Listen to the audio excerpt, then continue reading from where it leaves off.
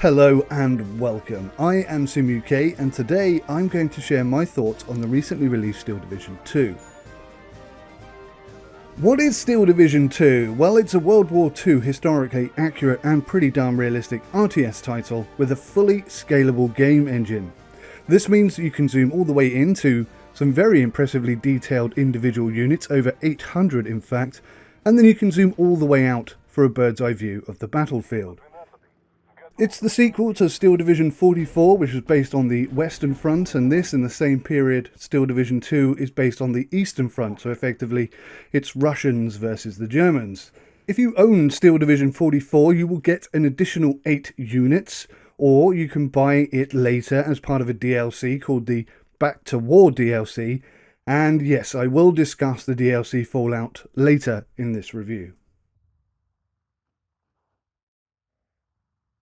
So what's new in Steel Division 2? Well, decks are now called battle groups. It's a small change, and actually I think it makes more sense to be called a battle group than a deck. The maps now have some hills on them. I'm not super impressed, but it's better than having none at all, which was what we had in Steel Division 44. Battle commands have changed ever so slightly. There's now an option to hold for accuracy so that you can save ammo, but that's very much a Russian thing because they were short on ammunition and weapons, in fact. And of course, the biggest new feature, the main new feature, is the General Mode, which is a real enhancement or advancement of the single-player career. So this is a massively historically accurate turn-based war game on a huge map, and you have multiple battalions under your command. Each turn represents a 3-hour period, and whilst unit costs and battle phases are a little different, it basically works in a very similar way. Air units are a totally new dynamic too, but I'll discuss that later. Each turn allows both sides to move their units, attack enemies, or perform a special move, like digging in, for example. A dig-in effectively turns the tactical battle into what's in skirmish terms known as a breakthrough experience. This allows for defensive structures to be deployed and gives the defending side 50% control of the map at the start. Whilst there are only 4 missions in the campaign, because of the turn-based multi-battle approach, each one is potentially very long. It works out as approximately 24 turns per campaign, and each turn can initiate anywhere between, say, 2 and 5 battles. So you're looking at somewhere between 50 and 125 battles per campaign. If you fight them all at 20 minutes per battle, that works out to about 16 hours per campaign. Unfortunately, each battle is time-based. There is no annihilation system, but okay, I get it. This is not an annihilation skirmish situation here. This is war. If you don't want to battle in real time, each battle can also be auto-resolved or semi-auto-resolved, whereby you have some control over each phase instead of the whole battle being calculated straight away. When attacking, or when you are attacked, you can pull in a maximum of 3 units, but only if they can reach you. Units have a limited number of moves or action points, and if they have no moves or action points remaining, then they cannot join the fight. Interestingly, depending on how far away they will only be available at a certain phase of the battle. So if they're very nearby and have lots of units, lots of action points available to them, they can join you in Phase A, otherwise you may not see them until Phase C. My advice here is don't waste your action moves. If your unit is in the supply zone, they will get those action points back for the next turn, but if you're not, then you won't. What is totally different about fighting this way is the persistence of battalions and units. If you take a heavy loss, that loss will stay with you and affect every other battle that you have for the campaign. Incidentally, if units rank up, that will also benefit you in later battles. It is not a skirmish. You do have to think about the long game. Sometimes retreating is actually your best available attacking move. You will have battles where you literally have no chance at all, and you will also have battles where you breeze through your opponent like a hot knife through butter. The more you play, the better you will understand where the enemy weak points are. One thing that I do like is that when you pull in additional units, and pick wisely, otherwise you might have an all-artillery unit and nothing for aerial or close quarters combat. You can opt to take command of just one unit and allow the AI to manage the other two, or you can take two, or even give all three to the AI and just watch. What you can also do is auto-resolve. Obviously, there is a risk to this approach, but as you battle on, reinforcements will also be made available to you and can be deployed at HQ locations, which will bolster your attack.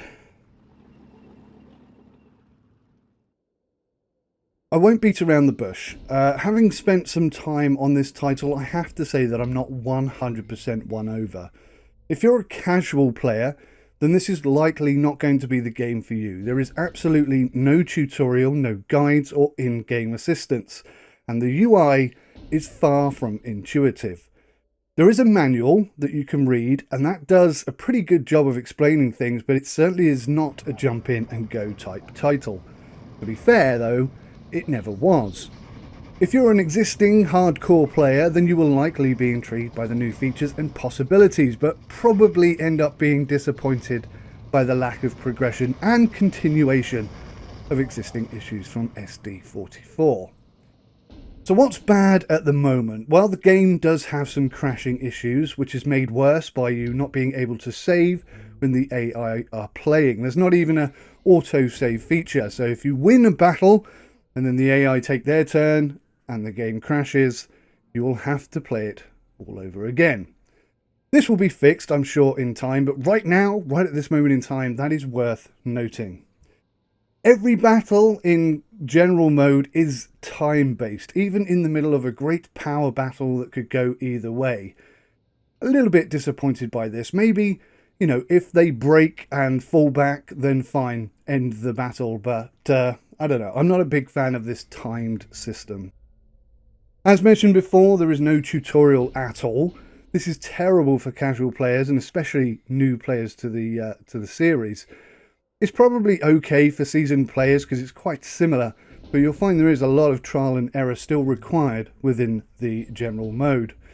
There is a manual, but my god is it terrible. It certainly is not a AAA standard manual, and I'm really quite disappointed with the lack of effort that they seem to have put in there. The general mode also has a map with location details which kind of pop up and disappear without any control or rhyme or reason that I can see. In all honesty, it just seems a little bit unfinished UI-wise. It's just a little bit unpolished, if you will.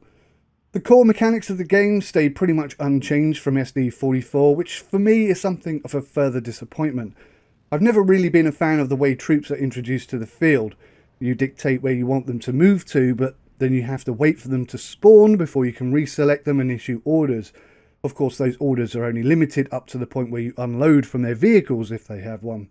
So what you can't do is string commands together straight from creation through to the unload and then on into the field. You have to keep going back to these units and then micromanage the living daylights out of them. And obviously, if you get distracted, they will most likely just die. Another annoyance for me is that you couldn't set up specific defaults for characters. For example, I would very much like to set my snipers and scouts to return fire only by default, but the default is the opposite. So from that perspective, I am understandably disappointed. Graphically, although I do see some improvements, especially around explosions, I do honestly think the game has taken a bit of a step backwards. It looks kind of blurry to me. Some of the animations and explosions are awesome, but as a collective, they're not really that nice, and I'm running it on maximum settings after having run the in-game setup procedure. I was also disappointed to find that some of the objects served absolutely no purpose at all, like hay bales, which offer no cover visually or physical at all, the same as walls and fences. Vehicles do destroy the walls and fences, but soldiers just pass straight through them, again offering no cover. And finally, the buildings are now collectives. Some of them you can individually go into, but some of the smaller ones are just square buildings, so you can't dictate which building they go into anymore. It's just a square group that you just take control of. So let's address the DLC and the locked units. If you own Steel Division 44, you will get an extra 8 units added to your battle groups as a thank you, which is quite nice. It also serves as a way to make extra money on the game when they sell it as DLC on day one. This is where the problem is. If the game was £20 and the DLC was £3, then okay, I think people could roll with that. But on Steam, the game is £35 and it's an additional £21.99 if you want to buy the additional 8 units.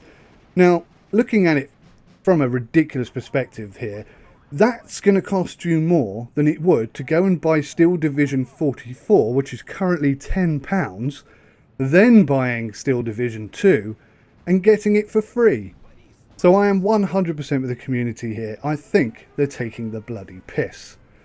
Additional DLC is massively overpriced, enormously over the top priced, and I am shocked that more people are not outraged by the whole approach to this maximising of profit here. This will cost you £100 to buy all the DLC and everything, but this is not a £100 game. Look at the shoddy tutorial or the manual, just crap. Just to highlight how poor the manual is, there's a table in it showing how far mechanised and non-mechanised units can move in different terrains. They're all 1 kilometre. I can only assume that this is a mistake, because otherwise, what is the point in even highlighting that? This really is the only serious issue with the game. And on that note, I'll have to make my final analysis. Please note that if you are thinking of buying this game, you can buy the game via my link in the description below for about 40% less than it will cost you on Steam. And it won't cost you any extra, it will help out my channel to keep going and keep producing reviews like this for you. So, the literal issue with this game is the price of the game itself and the massively overpriced DLC. Incidentally, the History Pass, which will cost you over £30 right now, is actually a Season Pass in disguise. If you buy it, you will have to wait for each feature to land. You will get nothing right now. So it is an expensive Season Pass with nothing to show for it. The campaign's general mode, I think, is okay. It's not quite what I was hoping for, but it is Eugen Systems' way of doing things, and yeah, it's okay, I guess. It certainly adds a new dynamic to the game. There has been huge attention to historical accuracy and realism, and I fully appreciate the work involved in the inclusion of the general mode. I do wonder whether maybe mortars are a bit too powerful. But yeah, that comes down to game balancing, and I'm sure over time some changes and alterations will be made. If it wasn't for the pricing and the literally ridiculous DLC costs, this would be an easy game to recommend, because it is a decent extenuation of the original with more single player features, which really suits me because I'm not a big fan of PvP. I don't like how people rush and then overload. It doesn't seem all that realistic to me. It's very similar in every respect with the addition of general mode, which does boost things to a new level.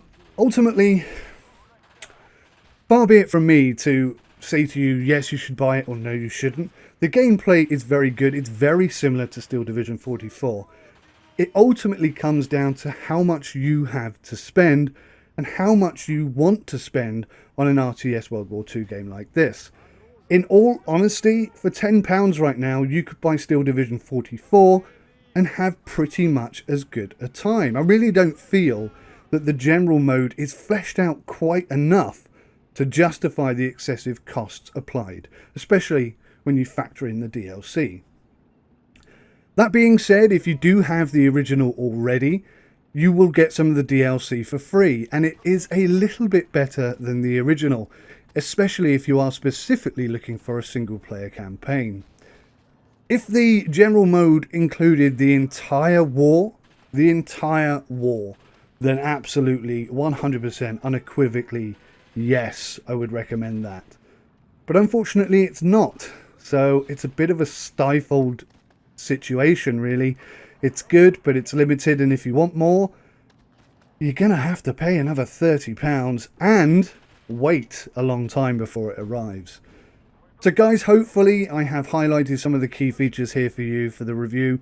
Let me know in the comment section what you think about the game if you've got it, what you think about the game if you're not going to buy it.